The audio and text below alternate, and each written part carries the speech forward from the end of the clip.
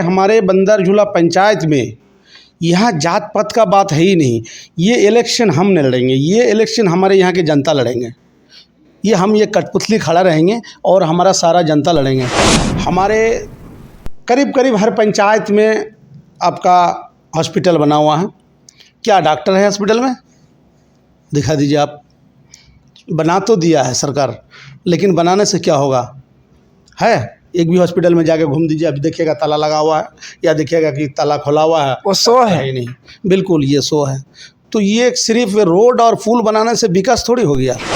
हम तो बता रहे हैं आपको कि बिल्कुल ऐसा सीट आएंगे कि सरकार बनने से भी ज़्यादा बच जाएंगे सीट, और दमखम के साथ पूरा बिहार में प्रशांत किशोर जी सरकार बनाएंगे। हम सबको बताना चाहेंगे उस लोगों को कि हमारे यहाँ 70 से 80 वोट सरसाबादी हैं। और सिर्फ 70-80? बिल्कुल जी सर, आप पता कर सकते हैं। हमारे 70-80 वोट सरसाबादी हैं इस बंदर झूला पंचायत के अंतर्गत। खाना पूर्ति होता है कि टीचर गया साइन कर दिया और हमारा हाजिरी बन गया, बात खत्म। आजकल तो मोबाइल में अपना बना लिया, बैठ बैठ के टिप टाप के बस हो गया, हाजिरी बन गया उनका। जाके एगो फ़ोटो खिंचवा लिया, हो गया, स्कूल में है, बाकी वो अपना बिजनेस कर रहा है। जो हमारे सारे कौम के आदमी, चाहे वो सुरजापुरी हो, आदिवासी हो, चाहे वो राजवंशी हो, हमारे यहाँ क्योंकि आदमी कुछ कौम के बात करते हैं कि भाई। अस्सलाम वालेकुम रहमतुल्लाह। मैं नूर ईमान नज़ीरी और आप देख रहे हैं पंचायत समाचार। बिहार की सियासत फिर से गर्म है। मुद्दे बोल रहे हैं, जनता सवाल कर रही है, विकास चीख चीख कर नेताओं को आवाज़ दे रही है। और हमारे पास मौजूद हैं इन सारे सवालों का जवाब देने के लिए बंदर झोला के मुखिया इकरामुल हक, जो ठाकुरगंज के विधानसभा चुनाव के दावेदारी पेश कर चुके हैं जन स्वराज से। हम उनसे कुछ ऐसे सवाल करेंगे जिसके बारे में जनता जानना चाहती है। सबसे पहले हम पंचायत समाचार में आपका इस्तकबाल करते हैं। बहुत बहुत शुक्रिया आपका, पंचायत न्यूज़ को यहाँ आने के लिए धन्यवाद। और शुक्रिया अदा करते हैं कि आपने इस लायक समझे और यहाँ तक पहुँचे हैं, क्योंकि काफ़ी आप लोगों का दिगल बैग दूर है और ठाकुरगंज प्रखंड बंदर झोला पंचायत अंतर्गत आप आए हैं, इसके लिए शुक्रिया अदा करते हैं। सर, हमारे चैनल में आप नए हैं, इस नाते कम से कम हम दर्शकों को, व्यूवर्स को ये बता दें आपके बारे में कि आप कई बार के मुखिया और समिति प्रमुख रह चुके हैं। तो अपने सियासी सफ़र कहाँ से शुरू हुआ और यहाँ तक पहुँचने में आपको कितनी दिक्कतों का सामना करना पड़ा, थोड़ा मुख्तसर तरीके से बता दीजिए सर।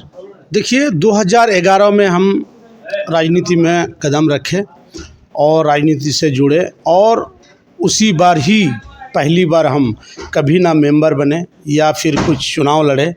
और राजनीति में जैसे ही फर्स्ट बार हम आए 2011 में, और हमारे बंदर झूला पंचायत के अंतर्गत जितना ही जनता जनार्दन है, और इस तरह हमको बेसला वोट से जितवाया, और इतना वोट से हमें जितवाया कि वो हमारा गिनती करते करते गिनती ही छोड़ दिया समिति में।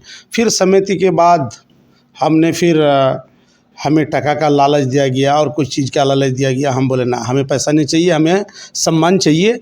फिर हमको उप प्रमुख बनाया गया, और उप प्रमुख रहने के बाद फिर अविश्वास आया। फिर अविश्वास में हम खड़ा उतर गए, हम पर अविश्वास नहीं लगा। हम 5 साल का कार्यकाल पूरा किए, और 1 साल प्रमुख का दोनों का केस रहने के कारण फिर हम 1 साल प्रमुख ही चलाए। उसके बाद 2016 में कुछ वोट के लिए हम मुखिया में हार गए थे। इसके बाद इस बार जो फिर हम मुखिया बने हैं, तो इतना वोट हमें दिया, तो फिर आपको क्या बताएं, 3866 वोट हमें मिला, और 2481 वोट से सिर्फ हम लीड किए।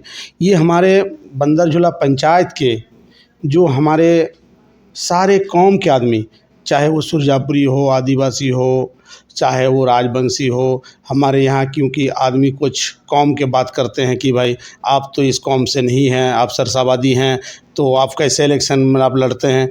हम सबको बताना चाहेंगे उस लोगों को कि हमारे यहाँ 70 से 80 वोट सरसाबादी हैं। और सिर्फ 70-80? बिल्कुल जी सर, आप पता कर सकते हैं। हमारे 70-80 वोट सरसाबादी हैं इस बंदर झोला पंचायत के अंतर्गत, और हमें 3866 वोट मिलता है इस पंचायत से। दूसरी बिरादरी से? दूसरा बिरादरी से। बहुत बड़ी बात है। हमें जो अपना मान सम्मान हमें जो दिया, यहाँ के सुरजापुरी, यहाँ के आदिवासी, यहाँ के राजवंशी, तो उन्हीं का देन है कि आपके सामने दो बात रख पाते हैं और इस मंजिल तक हमें पहुंचाया। और आज ज़िला तो छोड़िए, अदर ज़िला भी जानने लगा है। ये हमारे यहाँ का सुरजापुरी और बंदरझूला पंचायत के जनता का देन है। ये बहुत बड़ी बात है। आप शेरशाहबादी से हैं और शेरशाहबादी बिरादरी की यहाँ पे 70 से 80 वोट सिर्फ है और आप एक मुखिया चुने जाते हैं, ये बहुत बड़ी बात है। तो सर, मुखिया रहते हुए आप एमएलए में फाइट कर रहे हैं, टिकट के दावेदारी पेश कर चुके हैं जन स्वराज से, तो ये सोच कहाँ से पैदा हुई सर? देखिए, ये सोच हमारे, जो आपको पहले ही बताए कि ये हमारे बंदरझूला पंचायत में यहाँ जात पात का बात है ही नहीं। ये इलेक्शन हम नहीं लड़ेंगे, ये इलेक्शन हमारे यहाँ के जनता लड़ेंगे। ये कठपुतली खड़ा रहेंगे और हमारा सारा जनता लड़ेंगे। इस पंचायत के जनता, ये डुमरिया के जनता, ये मालिन गाँव के जनता, जितना जनता है पूरा ठाकुर विधानसभा और दिगल विधानसभा का ही जनता लड़ेंगे इलेक्शन। यानी एमएलए आप नहीं लड़ रहे हैं, जनता लड़ रही है? जनता लड़ रहे हैं जी। तो सर, एक सवाल है कि जनता जब आपको चुन रहा है तो ये जन स्वराज ही क्यों, दूसरी पार्टी क्यों नहीं? देखिए, हम लोग जनसुराज इसलिए लड़ना चाहते हैं जनसुराज से, और जनता इसलिए जनसुराज को चाह रहे हैं। आज पूरा बिहार में देख लीजिए किस तरह बदलाव का भावना है। आज युवा में पूरा के पूरा युवा, देखिए, सबका मुंह में है जनसुराज, क्योंकि सब बदलाव चाहते हैं। बदलाव चाहते हैं, सब बदलाव चाहते हैं। या बुजुर्ग हो या महिला हो, ये युवा हो, सब बदलाव चाहते हैं। तो जनसुराज एक बदलाव का रास्ता है और जनसुराज गरीबों का हितों में बात करते हैं, सब कामों का बात करते हैं। जाति पाति से उठकर सबका बात रखता है जनसुराज। जनसुराज जो हमारे सूत्रधार है प्रशांत किशोर जी, उन्होंने बता रहा है कि अगर बिहार में जनसुराज का सरकार बनेंगे तो सबसे पहले हम पलायन को रोकेंगे। और पलायन को इसलिए रोकेंगे कि जैसे त्यौहार में, चाहे कोई भी पर्व हो, मुसलमान का हो या हिंदू का हो, कोई भी पर्व में आप देख लीजिए हमारे भाई चाचा सब लोग आप दूसरा राज्य में जाके काम कर रहे हैं ना। तो अगर यहाँ जनसुराज का व्यवस्था बन जाते हैं तो क्या होगा, उसको 10 से 15 हज़ार का नौकरी इस बिहार में मिलेंगे और इस बिहार में ही फैक्ट्री लगेंगे, उनको बाहर जाना नहीं पड़ेंगे। इसलिए युवा सब चाहता है कि बदलाव ज़रूरी है। बदलाव कह के मैं ये खुलासा कर दूं कि सीमांचल में और खासकर किशनगंज ज़िले में ज़्यादातर आरजेडी गठबंधन की सरकार रही है, एनडीए इसमें है और मीम अभी अपना पर फैला चुकी है। लेकिन कहीं ना कहीं ये जनस्वराज प्रशांत किशोर जी एक आवाज़ बनकर उभरे हैं जो बदलाव के नाम पर लोगों से वोट मांग रहे हैं। कहाँ तक ये सही हो पाएगा, हम वोट के बाद इसका रिजल्ट से पता चलेगा हमें। तो सर, एक सवाल है कि ठाकुरगंज में कौन सी ऐसी कमी आपने देखा कि आप उस कमियों को दूर करने की कोशिश करना चाहेंगे जीतने के बाद, अगर टिकट मिली तो? बहुत अच्छा सवाल है आपका। आप देख लीजिए, हमारे करीब करीब हर पंचायत में आपका हॉस्पिटल बना हुआ है। क्या डॉक्टर है हॉस्पिटल में? दिखा दीजिए आप। बना तो दिया है सरकार, लेकिन बनाने से क्या होगा? है एक भी हॉस्पिटल में जाके घूम दीजिए, अभी देखिएगा ताला लगा हुआ है या देखिएगा कि ताला खुला हुआ है, वो शो है ही नहीं। बिल्कुल ये शो है। तो ये सिर्फ रोड और पुल बनाने से विकास थोड़ी हो गया। विकास के लिए शिक्षा चाहिए, स्वास्थ्य चाहिए, हर कुछ का व्यवस्था देना पड़ेगा, युवा को रोजगार देना पड़ेगा, तभी ना विकास हुआ। खाली रोड और पुल पुलिया बनने से नहीं होगा। ये तो जितना फंड में मिलने वाला है वो तो बनेगा ही, जो एमएलए का है वो तो बनेगा। तो इस एमएलए अगर कोई यहाँ से जीत के जाते हैं तो ये मुद्दा तो उनको उठाना चाहिए ना कि हमारे वहाँ इतना हॉस्पिटल बना हुआ है, उसमें डॉक्टर नहीं है, डॉक्टर दीजिए। जो मेरा अभी स्कूल चल रहा है, स्कूल में क्या हो, खाली क्या बोलता है उसको, खाना पूर्ति होता है। खाना पूर्ति होता है कि टीचर गया साइन कर दिया और हमारा हाजिरी बन गया, बात खत्म। आजकल तो मोबाइल में अपना बना लिया, बैठ बैठ के टिप टाप के, बस हो गया, हाजिरी बन गया उनका। जाके वो फ़ोटो खिंचवा लिया, हो गया, स्कूल में है, बाकी वो अपना बिजनेस कर रहा है। जाके देखिए, नस्ल को अगर आगे बढ़ाना है तो शिक्षा की तरफ कदम बढ़ाना होगा, तभी जाकर के नस्ल आगे बढ़ेगी। ये हमारे उम्मीदवार एमएलए साहब का कहना है। सर, एक सवाल है कि ठाकुरगंज में यहाँ विरासत मिली है एमएलए एमपीओं की, जो आरजेडी से टिकट पहले थे, बाप दादा वहीं से यहाँ पे ज़्यादातर कैंडिडेट हैं, यानी मजबूत दावेदारी पेश की हुई है। तो आप नए चेहरे हैं इस बार, तो नए चेहरे होने के नाते आपको किन किन मुसीबतों का सामना करना पड़ सकता है? हम आपको बता रहे हैं, हमारा सामने कोई मुसीबत है ही नहीं, क्योंकि ना मेरा दादा एमपी रहा है, ना एमएलए रहा है, ना एमपी रहा है, ना एमएलए रहा है, कोई नहीं, मेरा पूरा खानदान में कोई नहीं रहा। हम आपको एक ही चीज़ बता दिए कि ये हमारे इलेक्शन हमारे जनता लड़ रहा है, तो हमको फिर आपको ये करने का क्या ज़रूरत है? हमारा जनता ही इलेक्शन लड़ रहा है। आप देख लीजिए हमारा भीड़ में, हमारा सभा में आइए, सब मेरा जनता कर रहा है।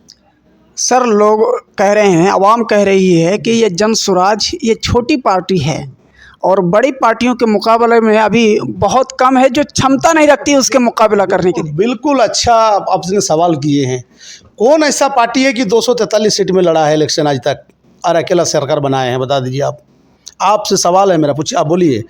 आप मीडिया वाले हैं ना? जी जी, बोलिए, आज तक इतिहास उठा के देख लीजिए, बताइए आप कौन लड़ लिया 243 सीट? बता दीजिए आप।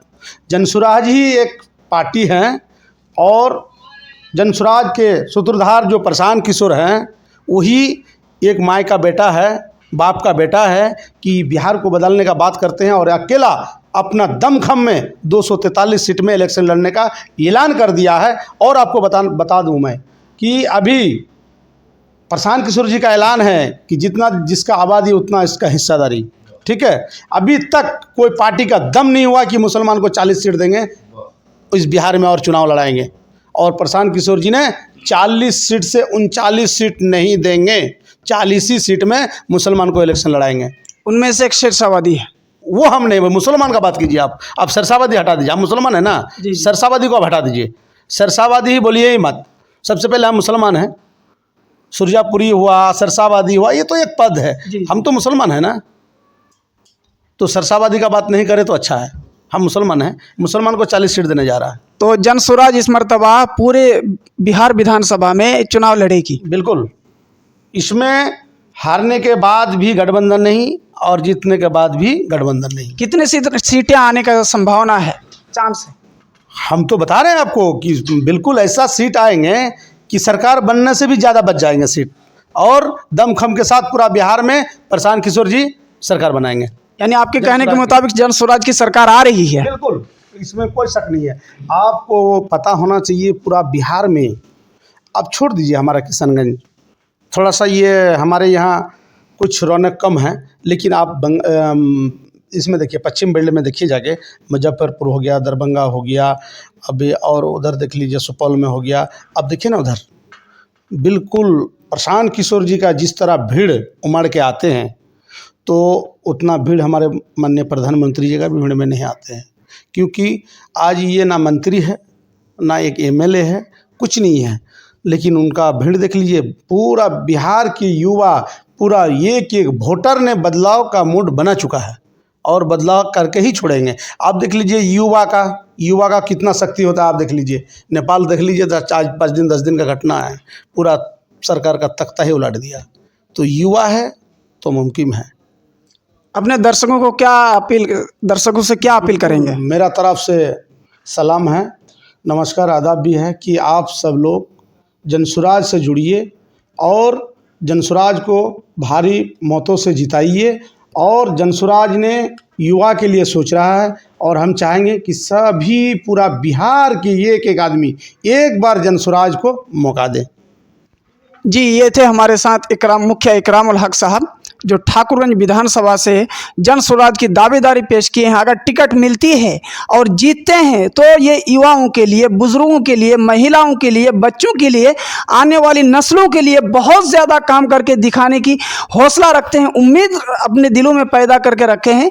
इसीलिए हम दर्शकों पर छोड़ते हैं कि जो बेहतर होगा, आपके हित में काम करेगा, उसको वोट कीजिए। आपके वोट की कीमत बहुत ज़्यादा है, आपके वोटों से आपके बच्चों की तकदीर बदल सकती है। इसलिए फिर हमें दीजिए इजाज़त, फिर मिलते हैं अगले वीडियो को लेकर। आप देखते रहिए पंचायत समाचार।